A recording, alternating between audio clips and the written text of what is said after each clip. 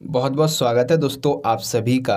आज की इस वीडियो में हम देखेंगे क्लास 11th के ज्योग्राफी सब्जेक्ट की एक न्यू वीडियो सीरीज़ हमने स्टार्ट की है, जिसमें उनके कंप्लीट सिलेबस की यानी कि जो सिलेबस उनका टर्म 1 में आ रहा है उसी से संबंधित most important MCQ question answer की एक सीरीज़ हमने स्टार्ट की है, जिसमें आपके 200 प्लस एमसीक्यू कराए जाएंगे और ये उसी सीरीज़ का एपिसोड नंबर है फर्स्ट। तो चलिए इस वीडियो को शुरू करते हैं। वीडियो शुरू करने से पहले इस वीडियो को, इस लाइव सेशन को अपने दोस्तों के साथ ज़्यादा से ज़्यादा ज़रूर शेयर कर दीजिए, ताकि वो भी इस लाइव सेशन से जुड़ सकें और इस वीडियो के जो इम्पोर्टेंट क्वेश्चन आंसर है उसके बारे में जान सकें। तो चलिए वीडियो को शुरू करते हैं। बात करते हैं बच्चों क्वेश्चन नंबर फर्स्ट की। तो देखिए, आपको इस लाइव सेशन में क्या करना है कि जैसे ही मैं प्रश्न पढ़ूँ, ठीक है, प्रश्न पढ़ने के बाद आपको ऑप्शन बताऊंगा। ऑप्शन बताने के बाद आपको 5 सेकंड का टाइम मिलेगा, 5 से 10 सेकंड का आप अपना उत्तर देंगे। क्वेश्चन नंबर फर्स्ट है, भूगोल शब्द की उत्पत्ति के बारे में कौन सा कथन सही है। ऑप्शन फर्स्ट, इसकी उत्पत्ति जो भूगोल शब्द है वो ग्रीक भाषा से हुई है। दूसरा, ये दो शब्दों जियो अर्थात पृथ्वी, ग्राफोस अर्थात वर्णन करना से बना हुआ है। इसका शाब्दिक अर्थ मिलकर बनता है पृथ्वी का वर्णन। और उपरोक्त सभी। तो अब आपको इस बात का आइडिया लग गया होगा कि भूगोल शब्द की उत्पत्ति के बारे में कौन सा कथन सही है। तो इसका राइट आंसर है ऑप्शन नंबर फोर्थ, उपरोक्त सभी। अगला देखिए क्वेश्चन नंबर सेकंड, पृथ्वी की उत्पत्ति से संबंधित जो निहारिका परिकल्पना है, यानी कि निहारिका जो सिद्धांत है, ये किसने दिया था। ठीक है, आपको ये बताना है। तो ये सिद्धांत जो है वो किसने दिया। Option first James Jeans, second Immanuel Kant, third Edwin Hubble, fourth George Darwin. तो निहारिका परिकल्पना का जो सिद्धांत है वो इमैनुअल कांट ने दिया है। ऑप्शन सेकंड आपका राइट है। Question number third, ring of fire किसे कहते हैं।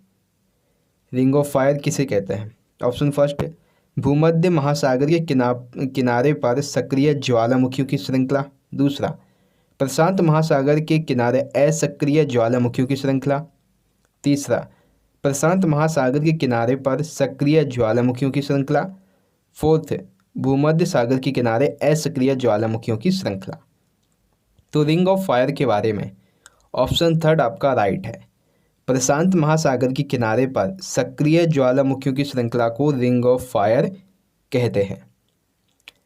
क्वेश्चन नंबर फोर्थ, भारत का उत्तरी अक्षांशीय विस्तार कितना है। भारत का जो उत्तरी अक्षांशीय विस्तार है ये कितना है, आपको ये बताना है। तो यहाँ पे देख सकते हैं 4 ऑप्शन दिए हुए हैं। अब इसमें से इसका जो राइट ऑप्शन है, जो राइट आंसर है, वो आप कमेंट करके बताइए कि कौन सा राइट बनेगा इसके। ठीक है, आपके पास 5 सेकंड है, 10 सेकंड का टाइम है आपके पास। भारत का उत्तरी अक्षांशीय विस्तार, एक इसका आपको दक्षिणी पूछा जाएगा, ठीक है, उसको भी मैं आपको बताऊंगा। पहले आप उत्तरी बताइए कौन सा होगा। तो इसका राइट आंसर है ऑप्शन फोर्थ, 8 अंश 4 उत्तरी अक्षांश से लेकर 37 अंश 6 उत्तरी अक्षांश, ये इसका राइट आंसर हो जाएगा। क्वेश्चन नंबर 5, किन नदियों की विशेषता है कि एक सुनिश्चित मार्ग पर चलती हैं और ये विसर्प नहीं बनाती हैं और ये बारहमासी भी नहीं है, यद्यपि भ्रंश घाटियों में बहने वाली नर्मदा तापी इसका अपवाद भी है। यह विशेषता किस के बारे में है, यानी कि यह विशेषता किससे संबंधित है। प्रायद्वीपीय नदियाँ, अपवाह द्रोणी, जलग्रहण हिमालयी, या फिर इनमें से कोई नहीं। तो ये जो विशेषता है, सुनिश्चित मार्ग, विसर्प, बारहमासी, भ्रंश घाटियाँ, नर्मदा तापी, अपवाद, ये सभी जो है वो प्रायद्वीपीय नदियों की विशेषता है। ठीक है, अगला देखिए क्वेश्चन नंबर 6, मानव द्वारा अभी तक भूगर्भ में कितना प्रवेदन किया जा चुका है और कहाँ किया गया है।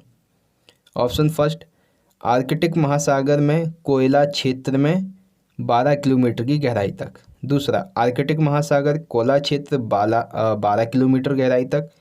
थर्ड, भूमध्य महासागर कोयला क्षेत्र 22 किलोमीटर गहराई तक। और फोर्थ, इनमें से कोई नहीं।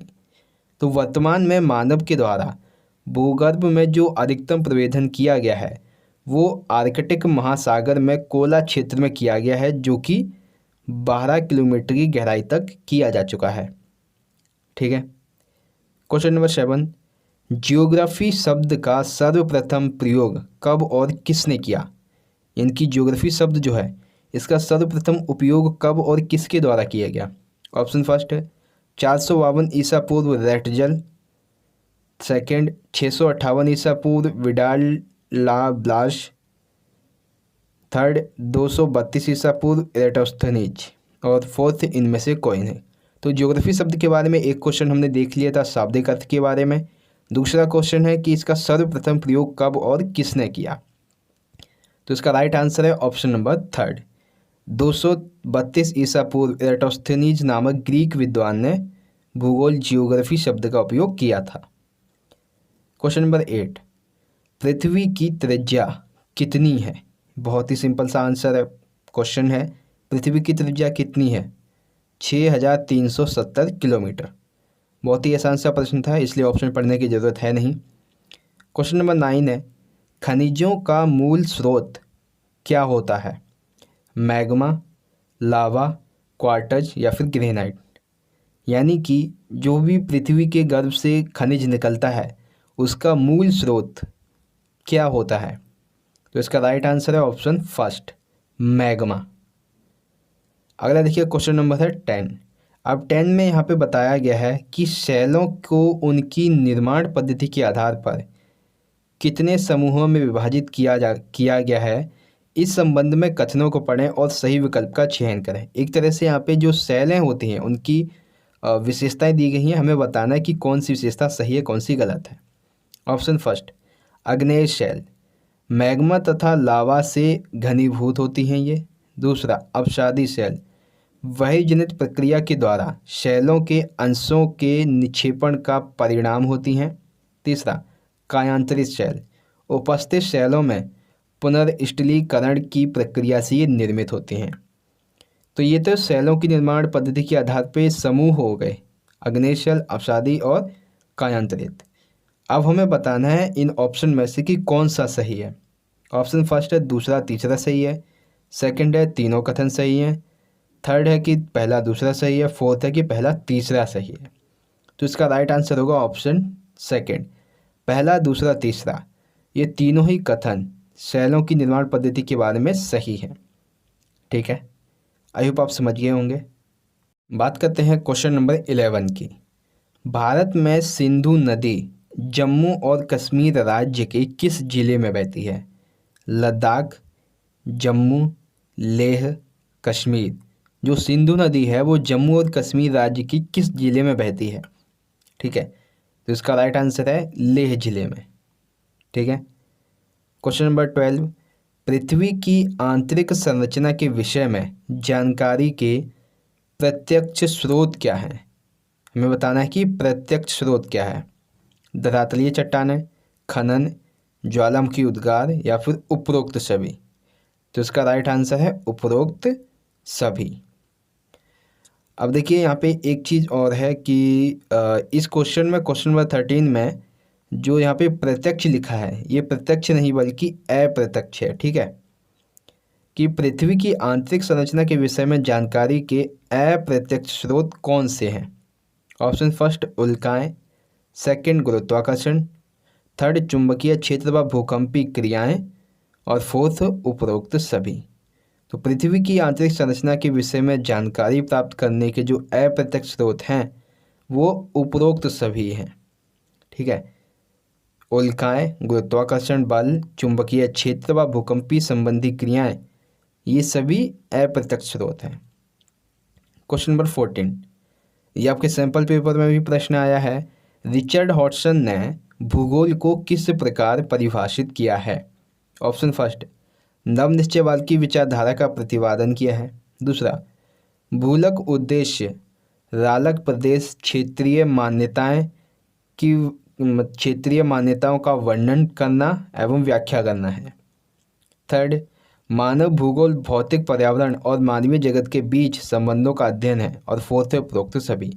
तो रिचर्ड हॉटसन ने भूगोल की जो परिभाषा है वो कुछ इस तरह से दी है कि भूलक उद्देश्य रालक प्रदेश क्षेत्रीय मान्यताओं का वर्णन करना है।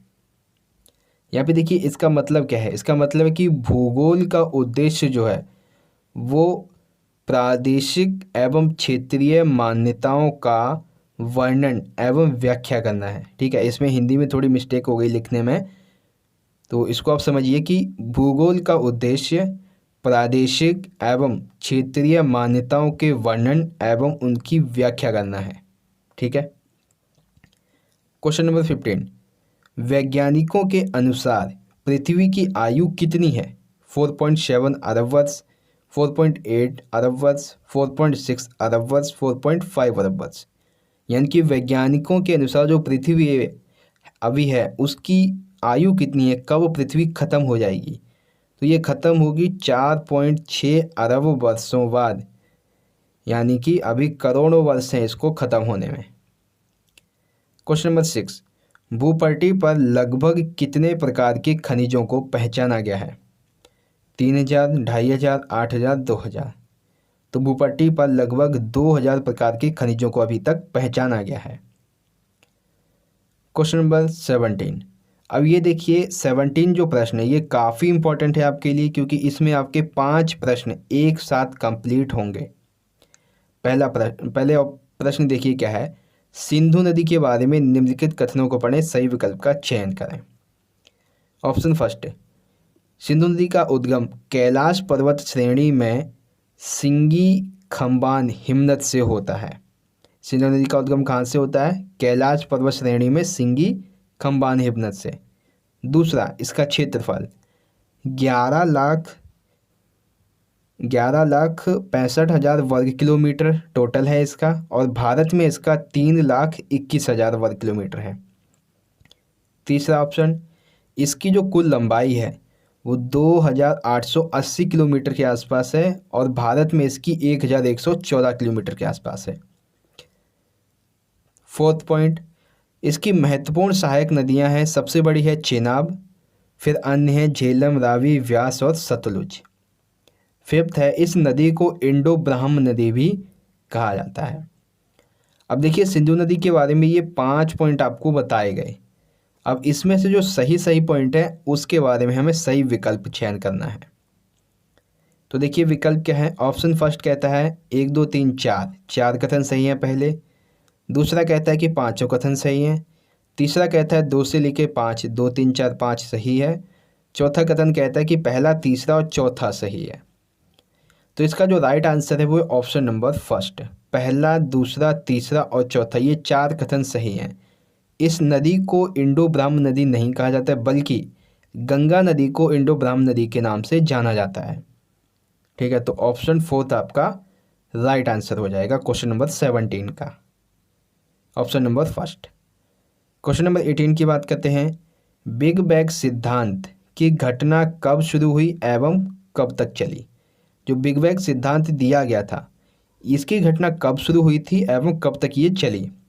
पहला 13.9 अरब वर्ष पहले से लेकर वर्तमान तक। सेकंड 13.7 अरब वर्ष पहले से वर्तमान तक। थर्ड 1 अरब वर्ष से 4 अरब वर्ष तक। फोर्थ इनमें से कोई नहीं।